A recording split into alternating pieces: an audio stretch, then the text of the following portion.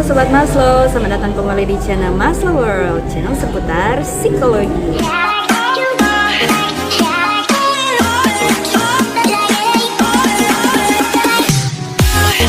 Nah Sobat Maslow, jadi untuk video kali ini adalah video untuk pertemuan ke-14. Dan yang menjadi konten pembahasan kita pada hari ini yaitu stres, health, dan coping. Jadi apa sih sebenarnya penjelasannya tentang stres, health, dan coping?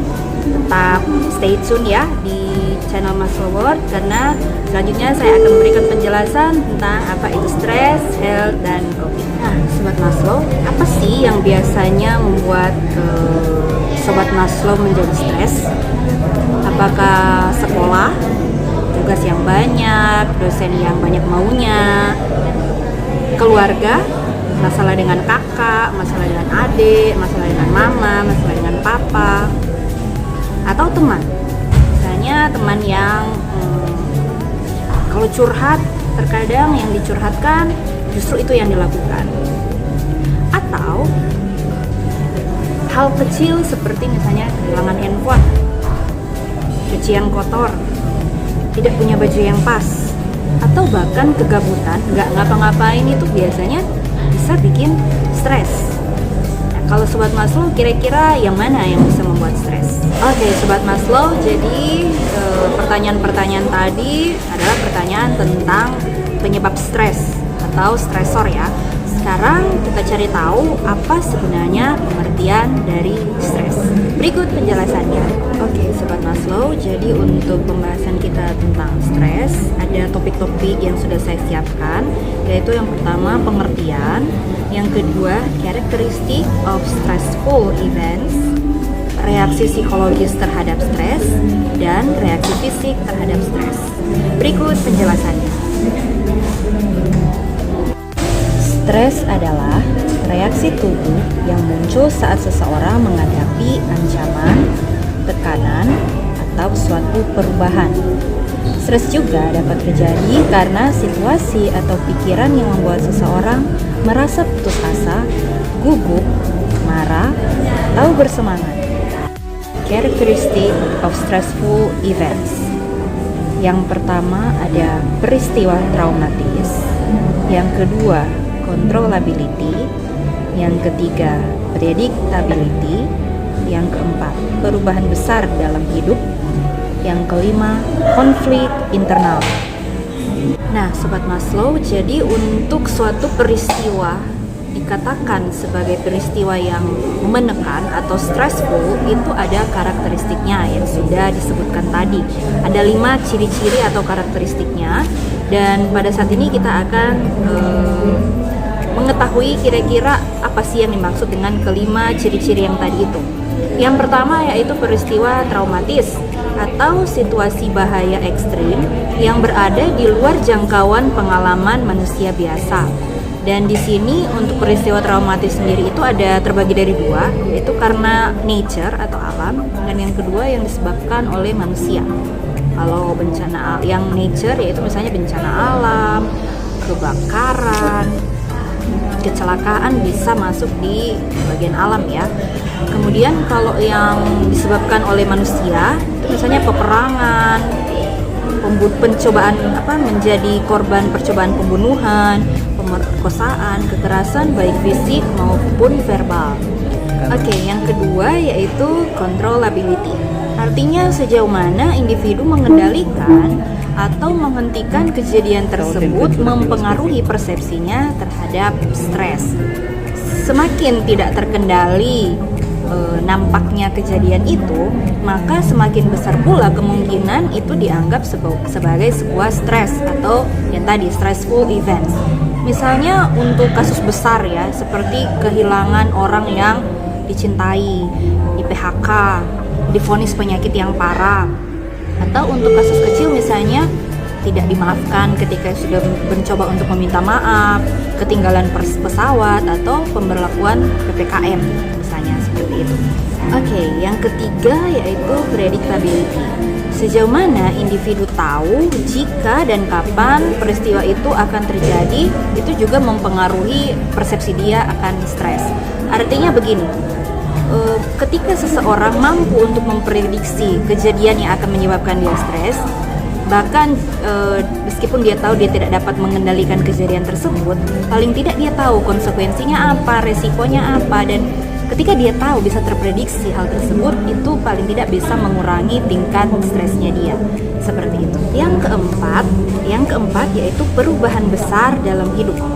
Setiap perubahan besar yang terjadi dalam hidup seseorang yang membutuhkan banyak sekali penyesuaian kembali, readjustment, dapat dianggap sebagai sebuah stres. Misalnya yang saya contohkan tadi, menyesuaikan diri akan ketiadaan orang yang disayangi.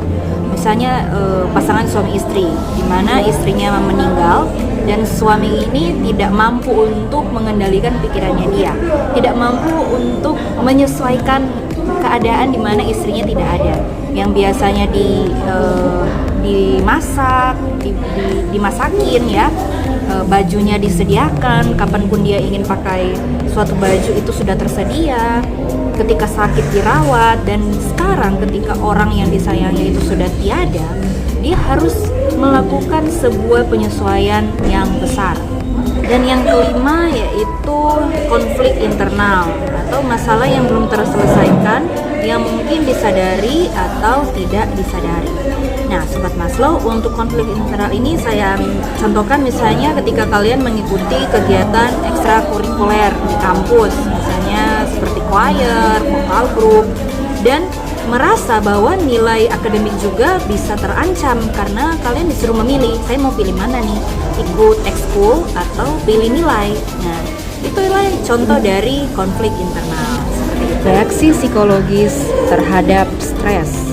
Yang pertama yaitu anxiety atau kecemasan, anger and aggression atau marah dan agresi, apathy and depression atau apatis dan depresi, dan cognitive impairment atau gangguan kognitif.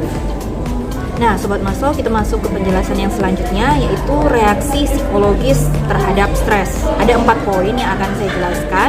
Kita mulai pada poin yang pertama yaitu anxiety atau kecemasan. Anxiety atau kecemasan adalah perasaan khawatir yang tidak mampu terkontrol dan berujung pada ketakutan tanpa sebab, hingga akhirnya mengganggu aktivitas sehari-hari. Kecemasan itu adalah respon yang paling umum terhadap stres ya. Siapa sih yang tidak pernah cemas? Setiap orang pasti pernah merasakan yang namanya cemas, karena itu adalah bentuk dari emosi. Tapi orang-orang yang mengalami peristiwa besar dalam hidupnya yang bisa dikatakan unbearable atau tidak terbendung, mengembangkan suatu seri gejala yang berhubungan dengan kecemasan atau yang disebut dengan PTSD atau Post Traumatic Stress Disorder atau gangguan stres pasca trauma. Trauma yang disebabkan oleh manusia yang saya bilang tadi, misalnya kekerasan fisik maupun verbal ya, bullying, kemudian pelecehan seksual, serangan teroris, peperangan, korban percobaan pembunuhan, itu masih lebih mungkin menyebabkan seseorang mengalami yang dinamakan yang tadi PTSD. Oke, next yaitu anger and aggression. Ini merupakan reaksi umum yang lain terhadap situasi stres. Kemarahan yang dapat menyebabkan seseorang melakukan tindak agresi. Misalnya contoh anak kecil yang merasa frustrasi, misalnya kesulitan melakukan sesuatu, apalagi kalau anak kecil yang masih baru belajar untuk mengekspresikan emosinya, cenderung mengalami yang namanya temper tantrum ya. Nah, pada saat dia mengalami frustrasi tersebut akan memperlihatkan perilaku-perilaku agresi seperti itu. Oke, Sobat Maslow, kita masuk pada poin yang ketiga yaitu apathy and depression atau apatis dan depresi. Ini adalah kondisi stres berlanjut dan individu tidak mampu mengatasinya sehingga muncullah sikap apatis yang bisa berujung pada depresi. Contoh yang tadi misalnya kehilangan orang yang dicintai, mereka bisa menunjukkan sikap apatis yang bisa mengarah ke depresi, ditandai dengan misalnya menarik diri, pasif, diam, ya, tidak ingin melakukan apapun, dan ujung-ujungnya bisa mengalami depresi. Oke, Sobat Maslow, kita masuk pada poin yang terakhir terakhir yaitu cognitive impairment atau gangguan kognitif. Ini merupakan reaksi dari stres dari seseorang yang cenderung mengalami gangguan kognitif, misalnya kesulitan untuk berkonsentrasi. Nah, kesulitan untuk berkonsentrasi ini bisa berujung pada atau berakibat pada kinerja mereka yang menurun. Nah, misalnya ya tadi ya, masalah-masalah perubahan-perubahan besar yang harus terjadi dalam hidup seseorang bisa menyebabkan seseorang terganggu secara kognitif, dalam hal ini kesulitan untuk berkonsentrasi. Seperti itu. Reaksi fisiologis atau reaksi fisik terhadap stres. Yang pertama yaitu fight or flight response, dan yang kedua yaitu the physiology of PTSD.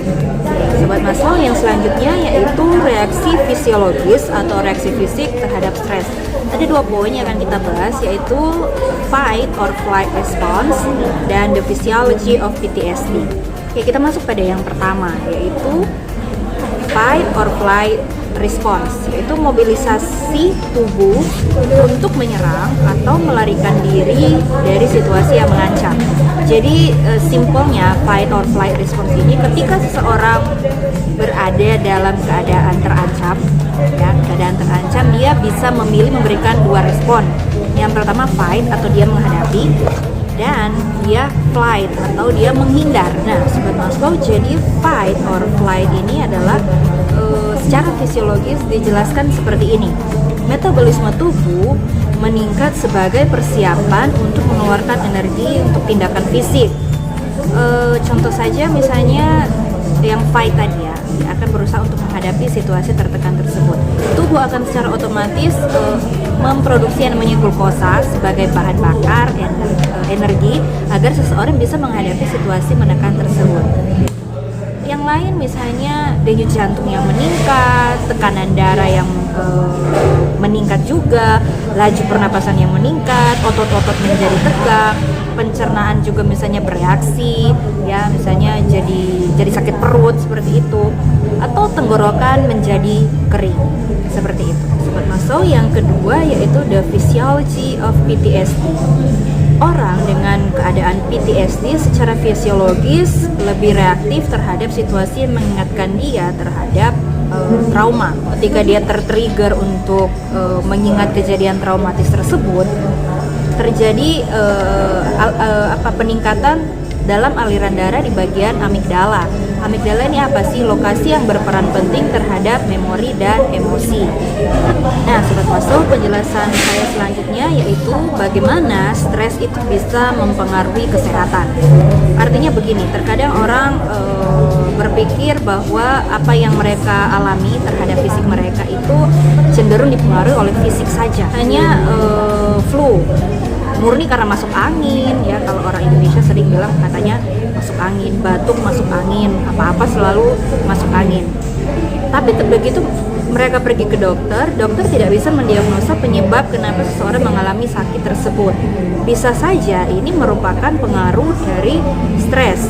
Oke, Sobat Maslow, tiba lagi kita di penjelasan terakhir yaitu tentang coping skills. Apa sih itu coping skills? Jadi coping itu adalah istilah yang digunakan untuk merujuk pada proses di mana seseorang mencoba untuk mengelola tuntutan stres. Jadi coping ini adalah istilahnya pengatasan masalah, kemampuan seseorang mengatasi masalah yang dihadapi, mengatasi stres yang dihadapi. Dan dalam coping ini terdapat 2 jenis skill, coping skill, terdapat dua model ya, 2 model coping. Yang pertama yaitu problem focused coping, dan yang kedua yaitu emotion focused coping. Nah, Sobat Maslow, untuk orang yang cenderung memiliki kemampuan coping yang problem fokus atau berfokus pada masalah, artinya ketika dia menghadapi stres, dia cenderung akan berusaha mengatasinya lewat fokus pada masalah apa yang sedang dihadapi, lebih pada mencari strategi pemecahan masalah. Sedangkan kalau orang yang memiliki kemampuan coping yang berfokus pada emosi, dia lebih cenderung dealing with the emotion first, bagaimana dia bisa berpikir jernih ketika dia sedang mengalami emosi yang unbearable atau emosi yang tidak terbendung. Jadi dia fokus dulu menyelesaikan masalah emosinya, baru mungkin kemudian dia akan fokus bagaimana menyelesaikan masalahnya. Seperti itu. Nah, Sobat Maslow, tibalah juga kita di penghujung video ini ya. Jadi seperti itu penjelasannya tentang stres, health, dan coping. Jadi di sini saya ingin mengatakan bahwa kesehatan fisik itu sebenarnya sama pentingnya dengan kesehatan psikis. Fisik sehat, psikis juga sehat. Begitu sebaliknya. Psikis yang sehat juga adalah wujudnya fisik yang sehat. Jadi kita tidak bisa meremehkan kesehatan psikis sebenarnya, karena terkadang ketika psikis kita terganggu menyebabkan fisik kita juga terganggu. Oke, sekian dari saya. Sampai jumpa di video selanjutnya.